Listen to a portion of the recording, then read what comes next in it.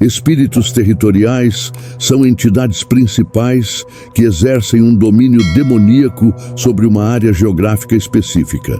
Não se trata de teorias da conspiração ou de fenômenos inexplicáveis como o Triângulo das Bermudas, onde acontecimentos estranhos parecem ocorrer, tal como o desaparecimento de dezenas de navios e aviões. Quando menciono principados, estou me referindo a fortalezas espirituais em locais geográficos específicos. Em um artigo de 2015, o jornal The Guardian relatou o seguinte: Haiti, disse, é 70% católico, 30% protestante e 100% vodú.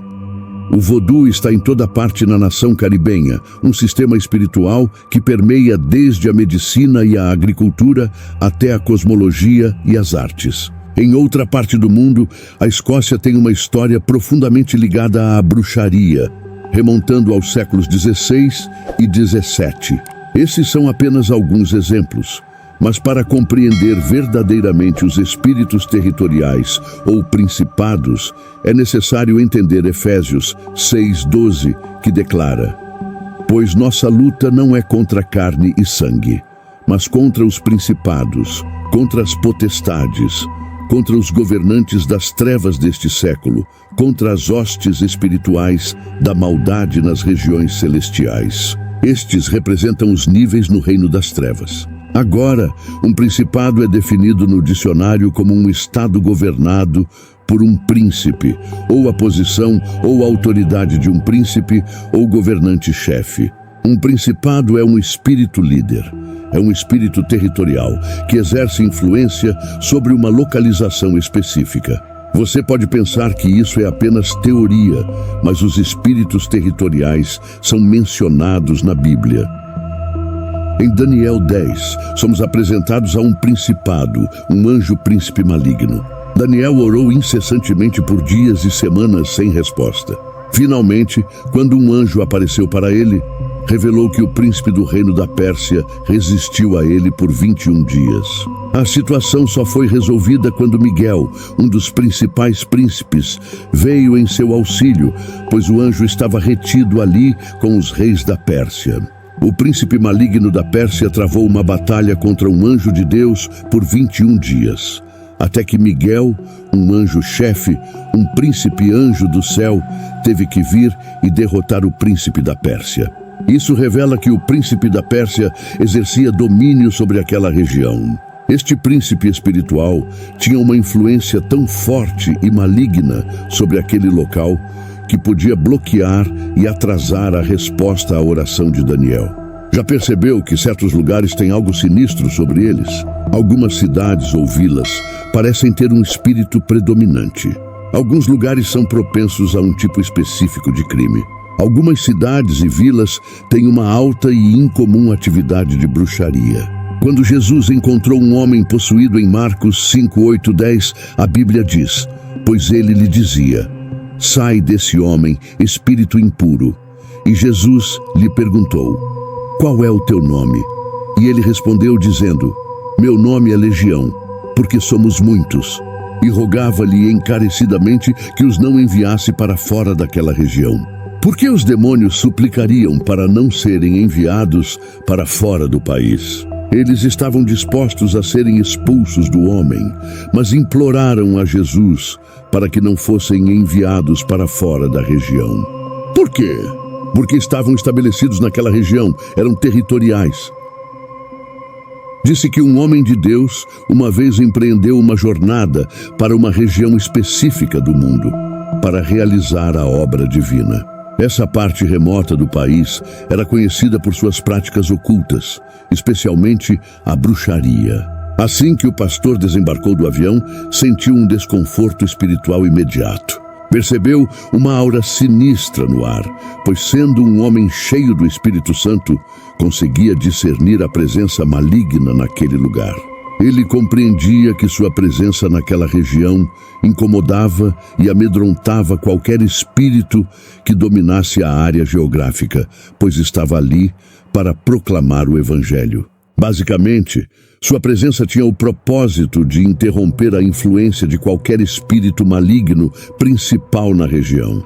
Naquela noite, foi dormir cedo, pois tinha uma agenda cheia para o dia seguinte. No entanto, por volta das 3h da manhã, acordou subitamente com uma sensação de peso opressivo no peito e no pescoço.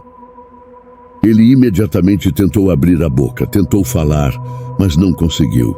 Estava lutando para se erguer, esforçando-se para se sentar, mas sem sucesso. Dentro dele, sabia que estava enfrentando um ataque espiritual.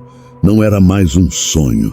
Muitos simplesmente atribuiriam isso à paralisia do sono ou a um pesadelo, mas é aqui que realmente necessitamos da orientação do Espírito Santo, para que possamos ter discernimento e compreensão de que não estamos lutando contra seres humanos, mas contra forças invisíveis. A Bíblia deixa isso claro.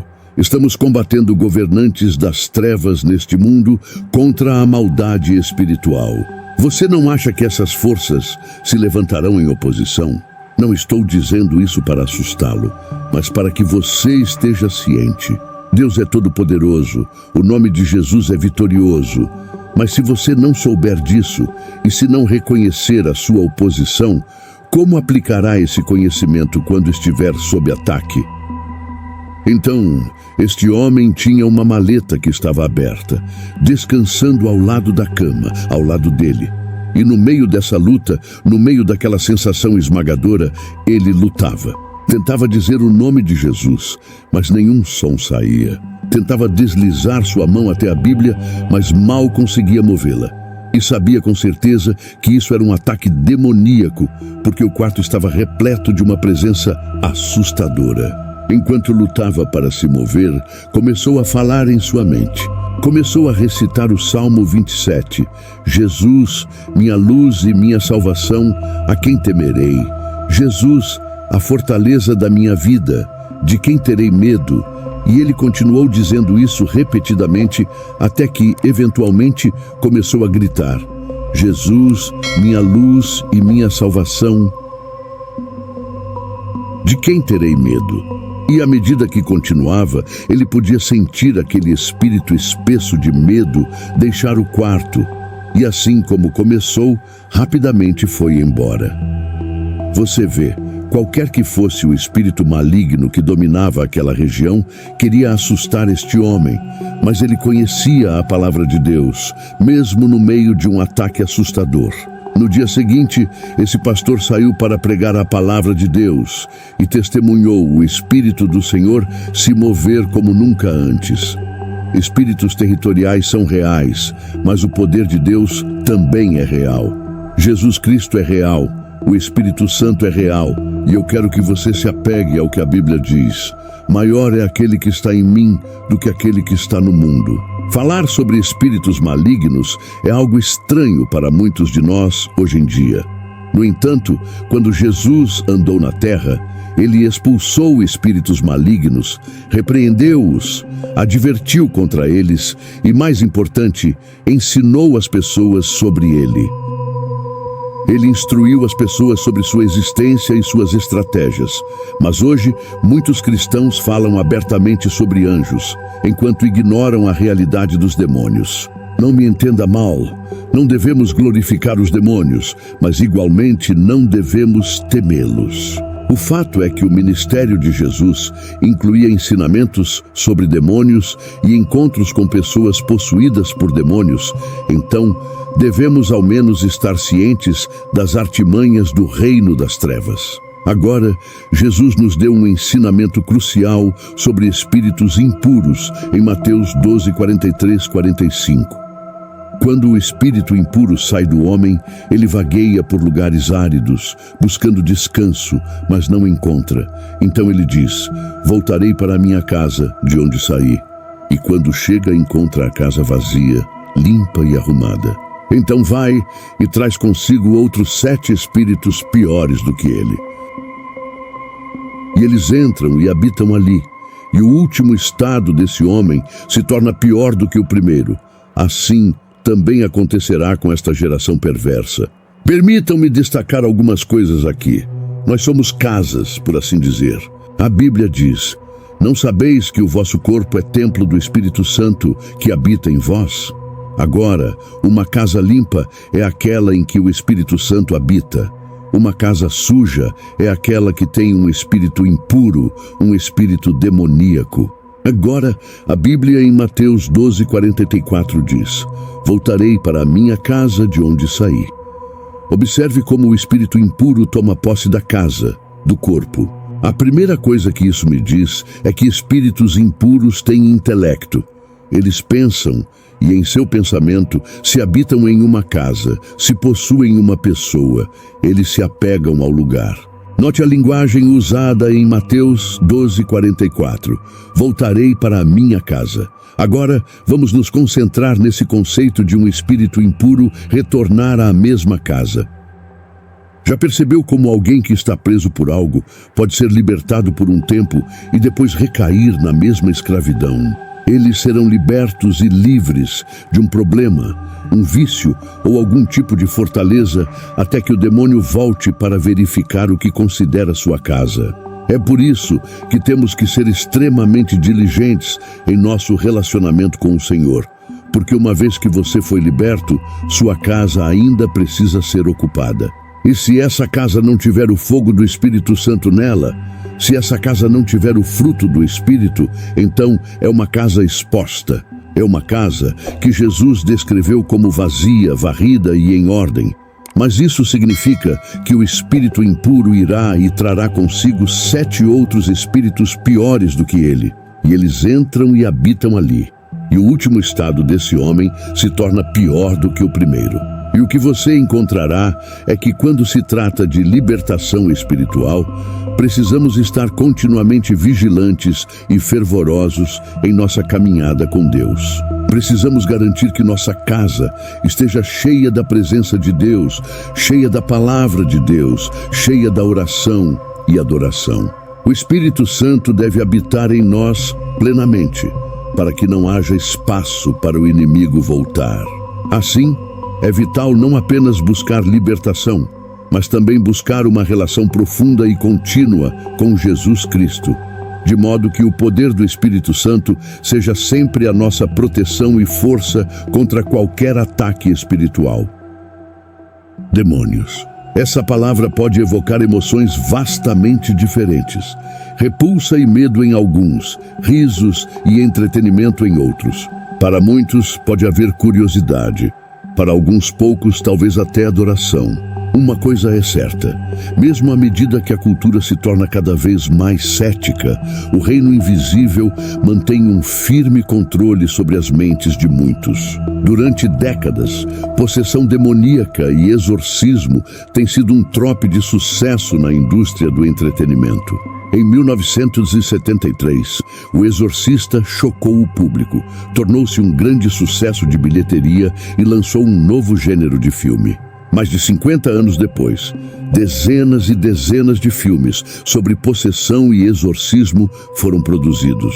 Muitos desses filmes apenas usaram táticas de choque e efeitos gore. Outros conseguiram vender seus filmes sombrios como baseados em uma história real. O gênero de terror pode ser o lar mais natural para obras temáticas sobre demônios, mas não é o único. Desde filmes de paródia até tirinhas de quadrinhos, Satanás, demônios e o inferno têm sido frequentemente usados como material cômico. Indubitavelmente, há uma variedade de razões, mas o entretenimento baseado em demônios parece estar forte. Talvez as pessoas sintam que demônios são apenas mais uma forma de entretenimento, um trope entre muitos no mundo da fantasia e do mito. Uma estranha fascinação pode manter outros intrigados. O invisível tende a ter esse efeito. Um pouco de verdade, muito erro e imaginações ativas podem levar a todos os tipos de ideias, medos e reflexões. O que é claro é que muitos não sabem ou entendem a verdade sobre demônios. A Bíblia lança luz sobre esse assunto sombrio, e a verdade das Escrituras pinta um quadro muito diferente do que a cultura moderna. Por um lado, os demônios são certamente mais sinistros do que Hollywood jamais será capaz de retratar. Por outro, os seguidores de Jesus não precisam temer os inimigos derrotados do Senhor. Ao longo dos evangelhos e do livro de Atos, encontramos várias ocasiões em que Jesus ou seus discípulos encontraram pessoas possuídas por demônios. Esses encontros não foram tratados como entretenimento, mas como demonstrações do poder supremo de Deus sobre todas as forças do mal. Jesus expulsava demônios com autoridade, mostrando que, apesar de sua natureza assustadora e maligna, eles estavam completamente subjugados ao poder de Deus. Para os seguidores de Cristo, é essencial entender que, embora os demônios sejam reais e perigosos, eles já foram vencidos pela obra redentora de Jesus na cruz. Portanto, o foco deve estar na proteção e poder que vem do Espírito Santo, em vez de ser distraído pelas representações culturais que frequentemente distorcem a verdade espiritual. Esses demônios são frequentemente referidos como espíritos impuros. As condições, os detalhes e o impacto da possessão variavam. Algumas vítimas eram adultos crescidos, outras eram crianças. Às vezes, um espírito solitário habitava uma pessoa, outras vezes múltiplos espíritos. As possessões pareciam conferir força sobre-humana. Marcos 5,4 diz sobre um homem: pois ele havia sido frequentemente preso com grilhões e cadeias, mas ele arrebentava as cadeias e quebrava os grilhões. Ninguém tinha força para subjugá-lo. Atos 19 relata um evento em que 7 irmãos não cristãos tentaram expulsar um espírito maligno. O homem possuído pelo demônio então saltou sobre eles, espancou-os e os mandou fugir nus e feridos. A Bíblia demonstra que demônios atormentavam seus hospedeiros e tornavam a vida miserável. Alguns espíritos impuros faziam suas vítimas ficarem cegas ou mudas. O homem possuído pela legião vivia entre túmulos e estava sempre gritando e se cortando com pedras. Um pobre pai lamentou a Jesus que um espírito maligno tomava seu único filho, convulsionava-o e o fazia gritar e espumar pela boca. O pai estava certo de que o demônio estava destruindo seu filho. Essas descrições não são imaginárias, fantasiosas de escritores de Hollywood. São descrições verdadeiras de indivíduos possuídos durante o ministério terreno de Jesus. A perspectiva de possessão demoníaca seria, de fato, aterrorizante. E, no entanto, o seguidor de Jesus não precisa se render ao medo. A Bíblia não registra incidentes de possessão demoníaca para nos assustar. Esses registros demonstram o ódio e a maldade do inimigo, mas, mais ainda, destacam o poder e a vitória de Jesus. Em muitos relatos do Novo Testamento, a Bíblia declara que Jesus repreendeu os espíritos impuros. Jesus não enfrentou uma força igual. Jesus estava na posição de autoridade e poder. Jesus não travou uma batalha corpo a corpo com os demônios. Ele simplesmente ordenou e eles obedeceram. Quando Jesus encontrava pessoas possuídas, ele expulsava os demônios com uma palavra de comando. Isso nos mostra que, embora os demônios sejam uma realidade assustadora e poderosa, eles estão completamente subjugados ao poder e autoridade de Jesus Cristo. Para os seguidores de Jesus, a chave não é temer os demônios, mas confiar na autoridade de Cristo. A presença do Espírito Santo em nossas vidas nos dá proteção e poder sobre qualquer força do mal. Devemos lembrar que, embora os demônios sejam reais, o poder de Deus é infinitamente maior. A verdadeira segurança está em conhecer e seguir a Jesus, que já conquistou a vitória sobre todo o mal. Lutar contra demônios. Jesus fazia exigências que eram obedecidas imediatamente. Ele não tinha medo de espíritos malignos.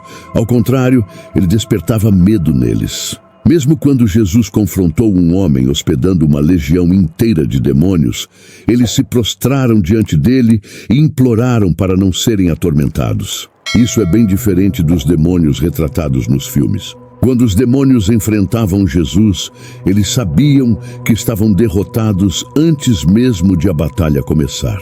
Jesus deu esse mesmo poder e autoridade aos seus apóstolos. Quando Jesus enviou os 12 e posteriormente os 72, eles receberam autoridade sobre os espíritos impuros. Quando os 72 retornaram, proclamaram entusiasmados: Senhor, até os demônios se submetem a nós em teu nome. A Jesus respondeu: Eu via Satanás caindo do céu como um relâmpago. Eis que vos dei autoridade para pisar serpentes e escorpiões, e sobre todo o poder do inimigo, e nada vos fará dano algum. Jesus não estava apenas derrotando o inimigo, ele estava protegendo e empoderando seus seguidores contra o inimigo também. O livro de Atos relata Pedro e Paulo expulsando espíritos malignos da mesma maneira que Jesus, com total autoridade e vitória garantida. Com tal poder e vitória, os seguidores de Jesus não precisam temer o inimigo.